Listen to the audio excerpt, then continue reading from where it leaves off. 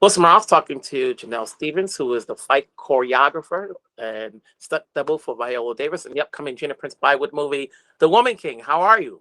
I'm great. How are you? Good. So talk to me. Obviously, you've been working a number of years doing this line of work.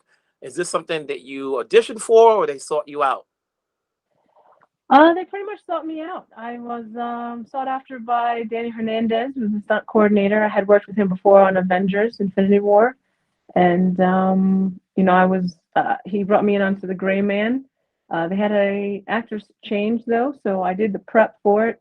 Then took off. I did a couple more projects, and he for a whole year was continually on me about coming with him to do this project. And at the time, I didn't know what it was. He's like, "Don't do Black Panther 2. Come with me. Come with me." Um, so I was like, "Okay, I, Danny, I don't know yet." Blah blah blah. I was like, "It's a year out, so let the chips fall they may." This and that happened, and here we are now. So yeah, when you turn he down Black Panther 2, you better have the right horse to back up. and it definitely was. It definitely was. I you know, wouldn't have changed it for the world. so obviously, you're being a stunt double for Viola Davis. There's a lot of fight scenes in there. How does that work out in terms of what Danny does? He already had you in mind, obviously, knowing you were going to be Viola's stunt double, because from what I heard, she was already cast in the film, I guess, before Gina came on board. Mm. Yes.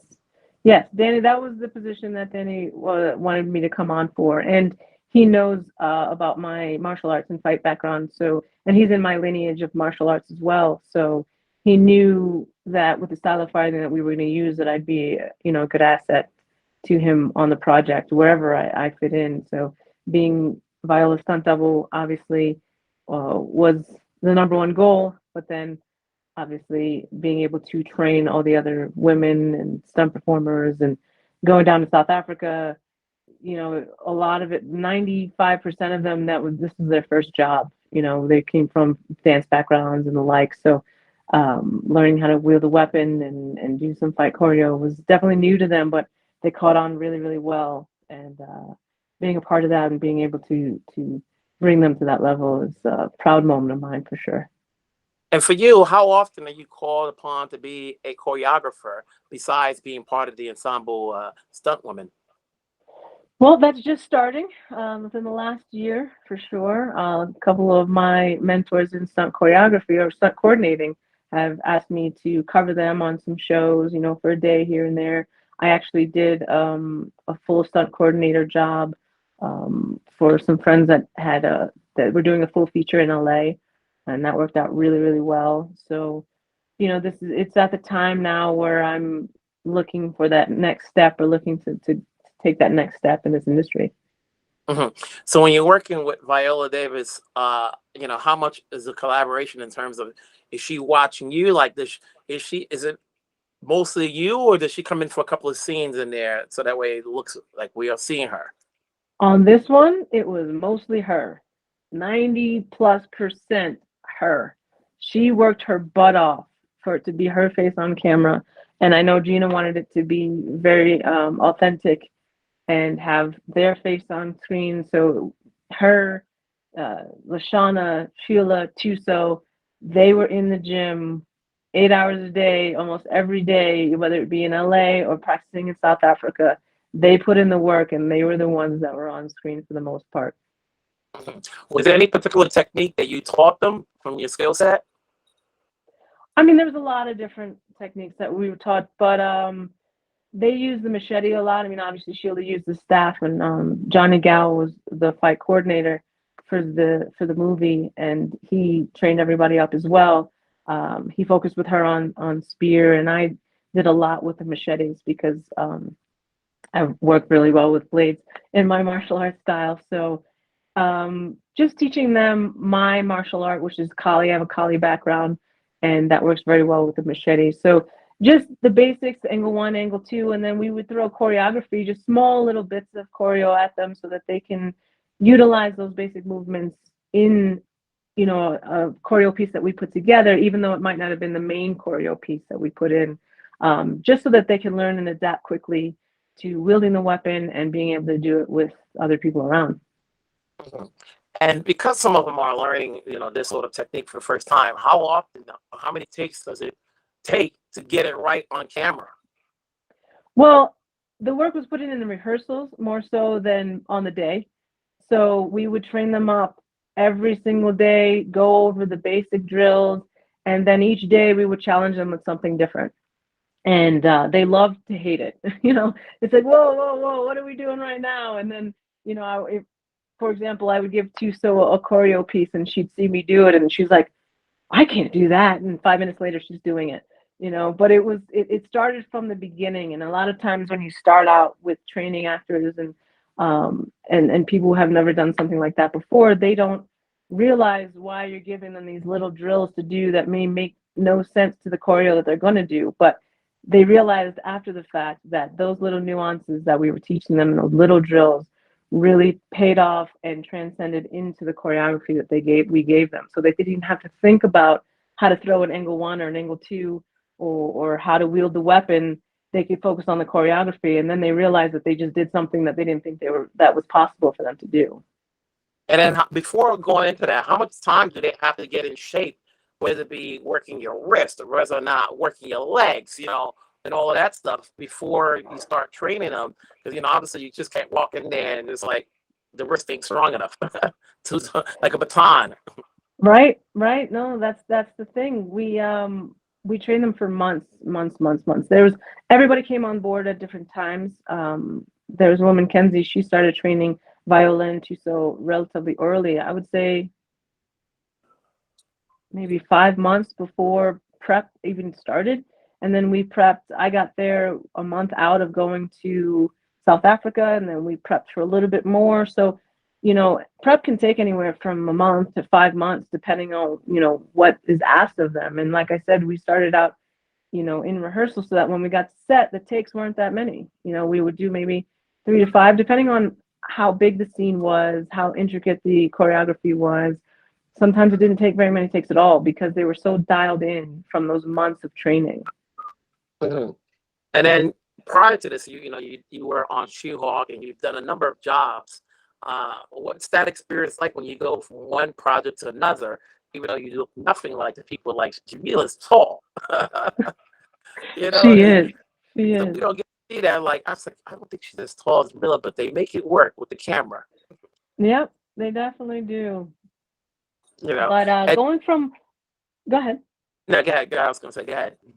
Going from one job to the other is what I enjoy actually, because every project is so different. Working on She-Hulk was an extreme change for me going into the Woman King. She-Hulk was very comedic. Jameela was a joy to work with. She is hilarious. She worked her butt off too. She wanted to make sure she got it, the choreography and all that. So I've been blessed to work with a lot of actresses that want to be in it, that want to go after it, and they don't just walk away and say, no, I'll let my stunt double do it. No, they want to learn it, even if it's just to just feel like a badass even after the production is done. Like I did that. I'm proud of that. And I Uh-huh. think Jameela, walked away, and especially Viola walked away with that because every time she would see me do things in rehearsal, she would watch me, try to mimic me, and all the time she'd stare at me and she's like, "Oh, you're such a badass. You're such a badass." And I was like, "You're a badass too." And every time she'd do it, her work ethic is crazy and she's so hard on herself, but she is amazing. She's amazing inside and out, beautiful person, and she works her butt off and it shows. Now you've done a number of projects for Marvel, different shows, so like you're definitely in the Marvel world.